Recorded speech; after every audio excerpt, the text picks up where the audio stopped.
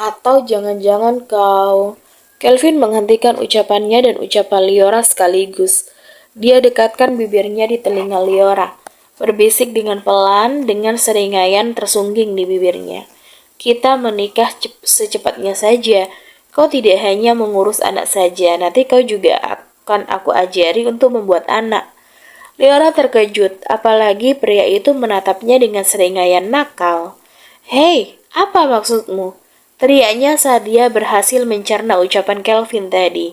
Sedangkan pria itu terkekeh. Abai, kalau perkataannya tadi membuat wajah Liora memerah. Tenang aja, aku hanya bercanda kok. Kita hanya akan menikah, aku tidak akan menyentuhmu. Masalah pernikahan itu nanti akan kubicarakan pada papa. Papa, berarti Pak Agra dong.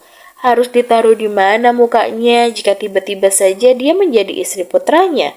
Apa tidak menimbulkan pikiran buruk? Tapi apa tidak akan jadi masalah? Lebih bermasalah lagi jika kita tinggal bersama tanpa pernikahan. Mereka akan memarahiku. Cukup Nata sebagai bukti kenakalanku dulu. Aku tidak akan mengusik kehidupan pribadimu. Terserah mau ketemuan sama pacarmu kek, bodo amat.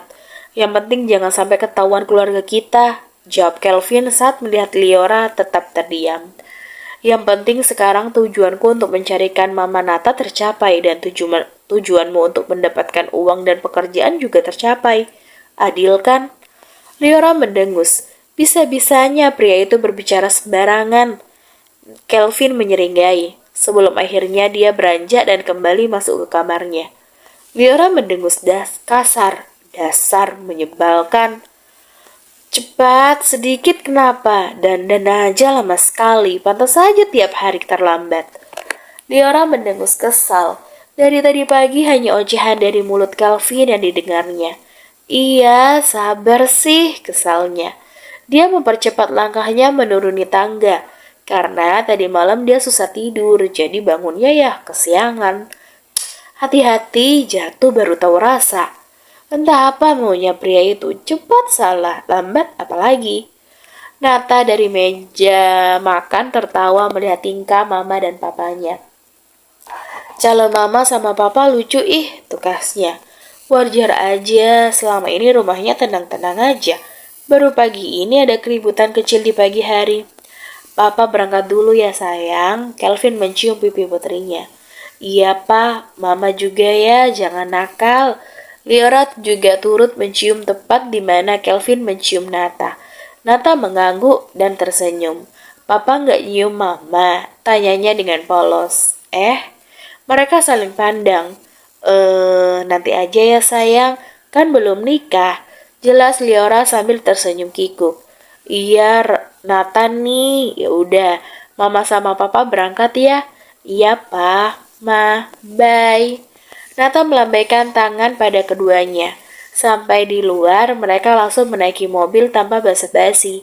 Saya turun di sini aja, Pak, ujar Liora. 15 meter dari perusahaan. Kenapa? Gak enak aja. Nanti mereka berpikir yang macam-macam. Kelvin diam aja namun dia tetap melanjutkan mobilnya. Beneran ini. Duh, mampus gue kalau sampai ketahuan sama yang lain. Racau Liora bingung, tapi Kelvin cuk aja. Justru dengan santainya dia memarkirkan mobilnya tepat khusus untuknya. Oh my god, dia emang benar-benar gila ya. Gerutu Liora. Untung aja Kelvin udah melangkah mendahulinya. Bisa kena damprat dia kalau sampai Kelvin mendengarnya. Seriusan lo tadi bareng sama Pak Kelvin, Ra?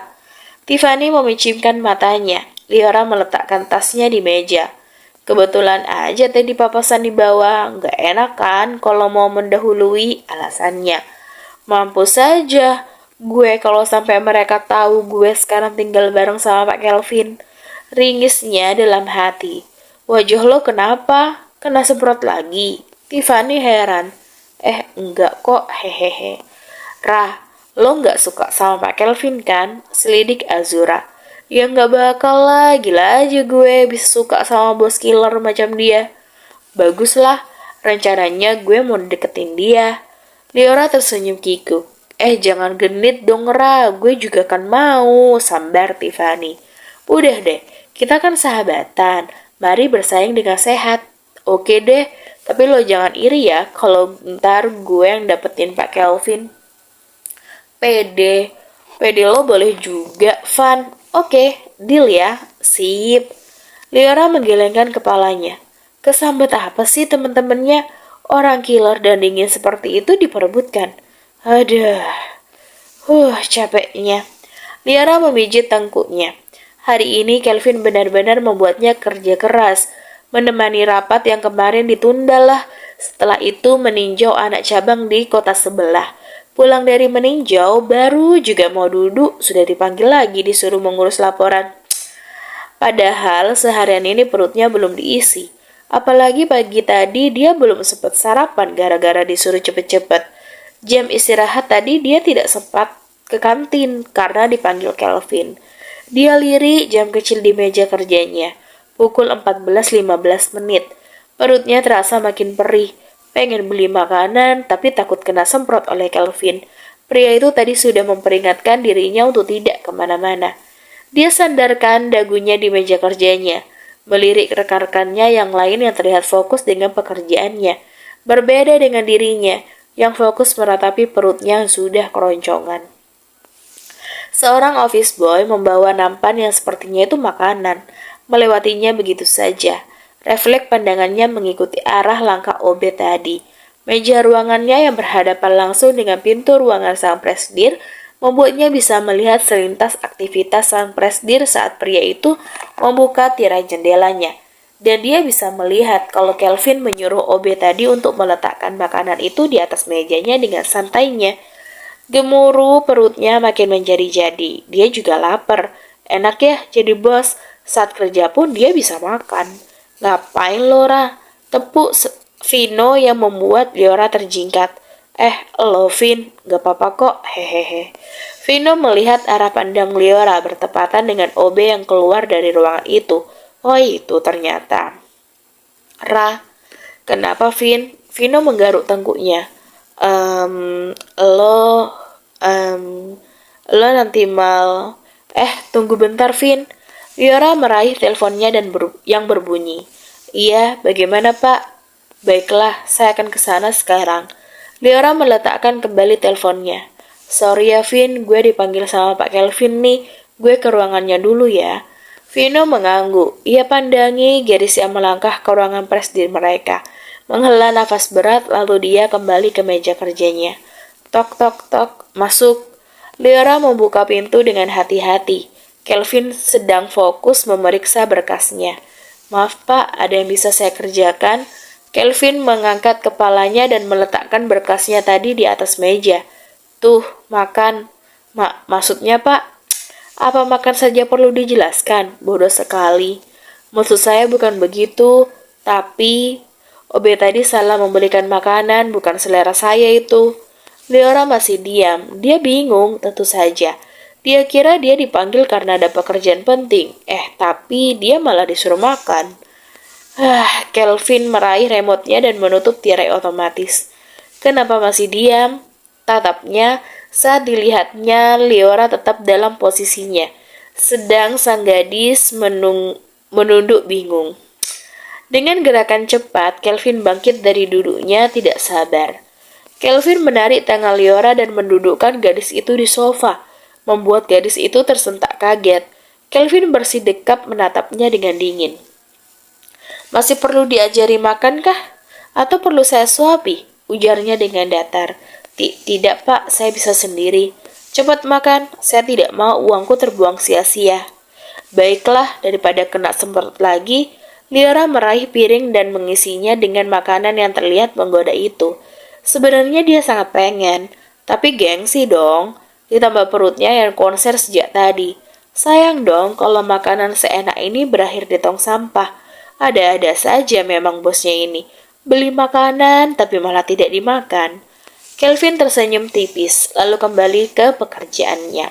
Sesekali mata gadis itu melirik pria yang sedang fokus memeriksa berkas itu. Sebenarnya pria itu sangatlah keren. Auranya makin terasa, apalagi saat Kelvin mengernyitkan dahinya. Tingkat kerennya naik berkali-kali lipat. Tanpa sadar, Liora mengeja postur wajah wanita pria itu. Sepertinya dia sangat memperhatikan kerapian. Tidak ada jambang, terlihat rapi. Rahang yang tegas dengan bibir yang sedikit tebal dan sepertinya pria itu tidak merokok. Kumis tipisnya juga terlihat samar, lalu naik sedikit, hidungnya yang mancung bertengger dengan kokoh. Ada tai lalat kecil tepat di antara dua lubang hidungnya, lalu alis yang tebal menaungi mata tajam. Tapi akan berubah teduh saat bersama dengan putrinya. Yah, gadis kecil itu yang membuatnya kembali teringat akan kejadian itu. Helanya dengan pelan. Ia alihkan pandangannya dari pria itu. Kembali melahap makanannya, tapi dengan selera yang sedikit memudar. Tanpa Liora sadari, tepat dia mengalihkan pandangannya, pria itu justru menatapnya. Kelvin meraih sebuah foto dari laci kerjanya. Memandang lekat wajah yang tercetak di foto itu. Wajah seorang gadis yang mana bersama gadis itu kisahnya bersama Nata dimulai. Maafin gue, ucapnya dengan lirih. Dia pandangi kembali foto tersebut, lalu meletakkan kembali ke lacinya. Rah, lo ada minum nggak? Enggak, udah habis nih, saut Azura. Lo Van, tumpah tuh gara-gara Vino senggol. Dan setelah itu omelan panjang lebar Tiffany pun keluar. Gue kan gak sengaja, Van. Lo juga sih naruhnya di pinggir. Tapi kan kalau tangan lo gak nyenggol gak bakalan jatuh dong. Ya maaf, gue gak sengaja. Ili, gara-gara lo tuh rok gue jadi basah. Disuruh tanggung jawab malah gak mau lagi. Duh, gue minta minum, bukan malah dengerin omelan kalian. Gerutu Liora. Yang dia cari minuman, tapi mereka malah adu mulut. Karuan aja, Liora kelimpungan. Dia makan tanpa disediakan minuman. Emang asem juga tuh si Kelvin. Mana dia tidak bisa makan tanpa menyanding minum lagi. Udah, minta sama Susi aja tuh. Kelamaan. Setelah berkata begitu, Liora langsung berlari keluar. Tiffany dan Azura hanya menggelengkan kepalanya. Lain dengan Vino. Kenapa Liora langsung mencari minum setelah keluar dari ruangan Kelvin? Apa jangan-jangan bersambung?